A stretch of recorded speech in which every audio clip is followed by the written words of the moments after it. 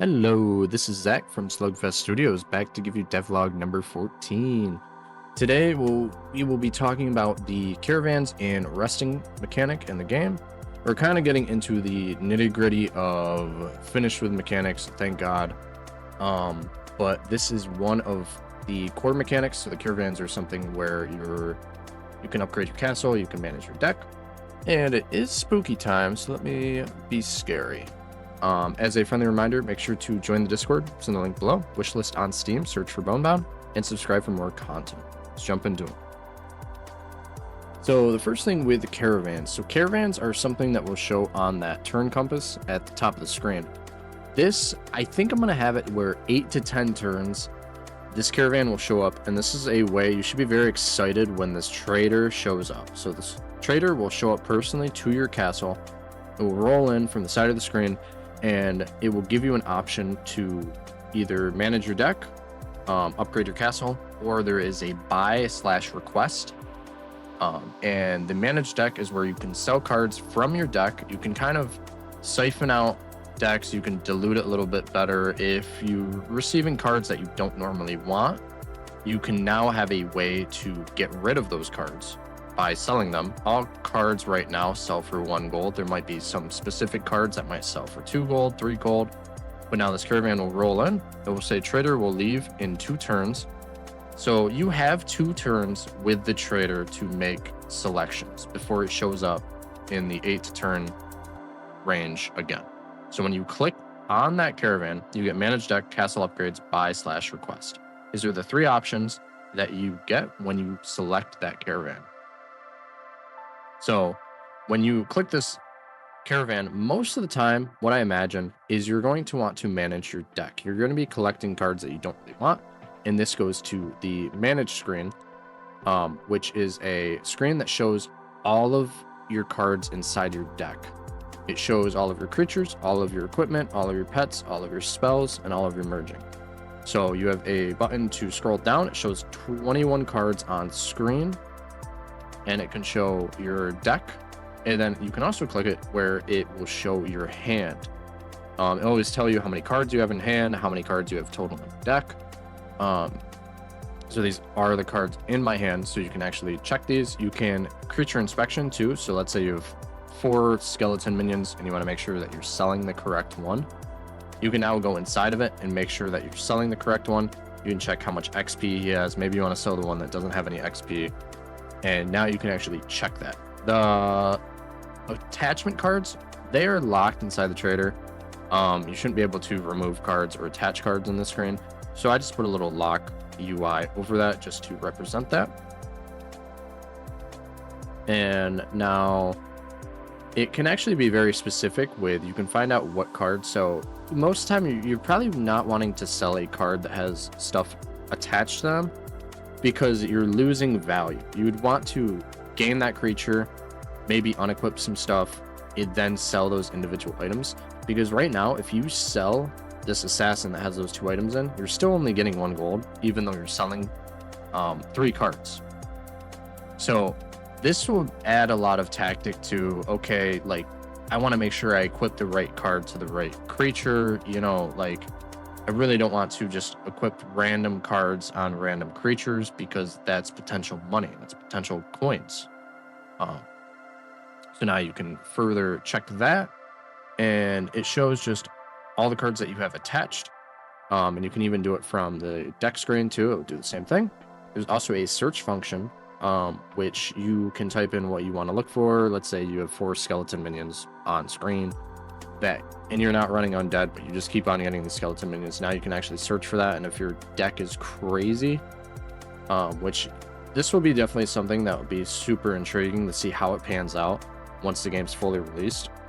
Because right now you only start with 3 to, I think, 10 cards, 3 to 12 cards.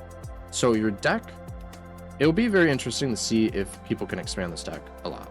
There is a filter function, so now you can actually look at specific. You can just, okay, I just want to look at creatures. So you can do that, and it actually tells how many creatures you have. 17 cards, creatures, 7 cards, just equipment. And then you can literally scroll down to all of the types of card types, and you can find the select. I tried putting a lot into this to where it's easy to work around and you know what you're looking for and you can find things easy. You can sell things, you can inspect things easy. I wanted the screen just very simple, to where it shows just UI. You know, you're on page 1 out of 2. You can click the arrows to go to the next page. It shows all the cards of every type. You have a search function. You can clear that out with that X button. Shows coins at the top. And now this is actually the other main function of this is you can sell cards. So if you left click a card, it will open this prompt. Do you want to sell the card for 1 coin? Yes. It adds 1 coin to your total. That's pretty much your player's wallet in that top right. That reflects in-game as well how many coins you have. So let's say, you know, I'm just running undead and spirits this game. You can actually start to siphon that out. Say, okay, I don't need this elf. Sell that elf. Or I don't need this wolf cub. Sell that. So now you start to gain coins. And this is the main premise of this is I think it'll create kind of a situation where you do want to pick up as many cards as you can because you can sell them, but you also don't want to draw those cards that you're trying to sell because then you might really be in a bad place.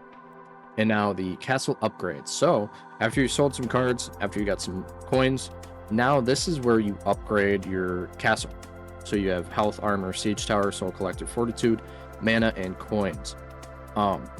This is all reflected on your tower, how well you do. There's a little explanation of what everything does. I know it's a lot of text, but that's just a little thing. You hover over that question mark. What does siege tower do again?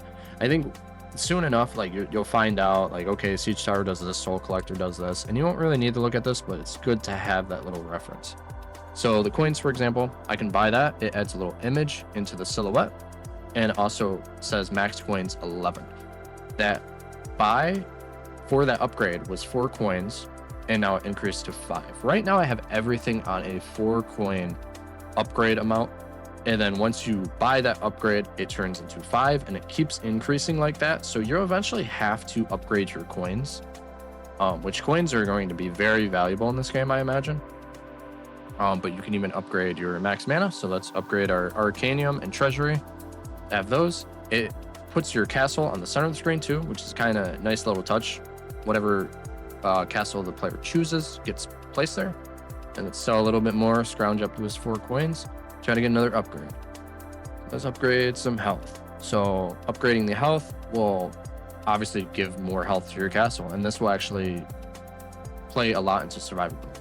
The buy and request mechanic, it's not necessarily done right now, but that will be something where the trader shows up and it shows up with random cards that you can buy. You can always check this random trader list. You can also request certain species types. So if you're running an undead, you can tell the trader, hey, next time you show up, bring some undead cards. So it's nice. It kind of plays into like, it kind of fixes that issue of, you know, oh, I'm trying to run undead, but I'm not running into any cards. Or, you know, I'm trying to run fairies, but I'm not finding any fairy cards. Now you can actually have this caravan kind of handpick stuff for you. And the next mechanic is the resting. So I added more details to the details, but now you can check the species, the class, the subclass, and the resting. So every creature either has a day resting or night resting. Really depends. Like the 6 species, most of the time there's 6 and 6. But in this instance, he rests during the day. So we're going to try to get this resting happen. So we just damage that creature with a spell for 1 damage. And what we need for a resting situation is the creature needs to be damaged. It needs to be have any of missing health to its max health, and also it needs to be the correct resting day that he prefers. So this vampire rests during the day because he's weaker during the day, so he's not that active during the day, so that's when he rests. So now he's damaged, and it is his qualifications for the time and day that he wants to rest. So now it's a start of turn that the resting phase will kind of happen. All creatures that are supposed to rest. So it'll say starting new turn. And then it will say start of turn triggers. A trader is arriving. And then resting phase. And then it will plop down a little campfire to rest at. And now we can check. Yep, so he's 2 out of 2 health. So he did recover that 1 health during the resting phase. So this, I imagine, will slow a lot of the creatures down, but it expands for a lot of abilities where if a creature rests, maybe they gain a stat. If they rest, maybe they recover an extra health. You know, there will be certain creatures that are really good at resting. as interesting as that sounds. There's also another mechanic that I'm going to add. It's not necessarily a mechanic, but it's kind of a reaction. If a attacking creature attacks a creature that's resting, they will get a free first attack opportunity. And there would be like abilities that negate this effect. There'd be abilities that amplify this effect. So it just leads into a lot more variety with abilities adding this resting. Also, it's a way for your creature to recover health. So most of the time they can recover 2 health in a turn back to back, and then they're active for 2 turns. Now, another thing that I wanted to kind of showcase, and kind of going away from the resting because that's all finished, is just showing all the cards that I've been adding. So my fiance and I have been on a serious kick with creating as many cards as we can right now. So we actually have a full list, but I created a lot of the rank 0s, a lot of the rank 1s. We're actually making like steady work. I think there's like 40 creatures in the game right now, or 50 creatures in the game. But I'm adding these special classes too, where these are actually creatures that you can start with. So in this instance, you have a Bone Mancer. This is actually a special type card that you can buy from your main menu with unlock tokens, to where you can start with that Soul Skull and then start with this creature. And he's got very interesting abilities. He summons a big bone golem, and he actually keeps powering up that bone golem as the game progresses. And you can actually get this bone golem very strong.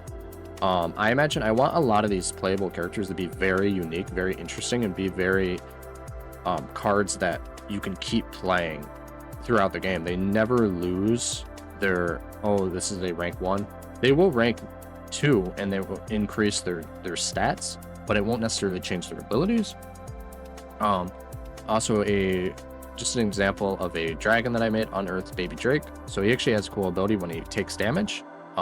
He actually adds 1 extra health, and then at combat start, he restores that 1 extra health. So he's kind of like the tanky dragons of the crew, kind of making each specific, like you might have a powerhouse dragon, a dragon that's good at events, a very like tanky type of dragon with a lot of health,